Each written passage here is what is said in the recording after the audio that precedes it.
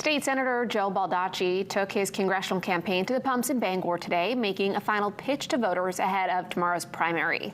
Baldacci urged those frustrated by the economic fallout from the war in Iran to head to the polls. He said many people he's met, including some who backed President Trump in 2024, oppose the conflict because of the hit to their wallets. He argued he's the strongest Democrat to face former Governor Paul LePage in November, claiming the GOP is trying to influence the Democratic primary with attack ads against him. I have a record of supporting Maine families, jobs, health care, education, the environment, that none of the other candidates have. So I put myself on the line numerous times to protect Mainers and protect our economy. When asked about recent accusations involving Senate candidate Graham Plattner, Baldacci says he's focused on his own race. Baldacci faces Jordan Wood, Paige Loud, and Matt Dunlap in the primary.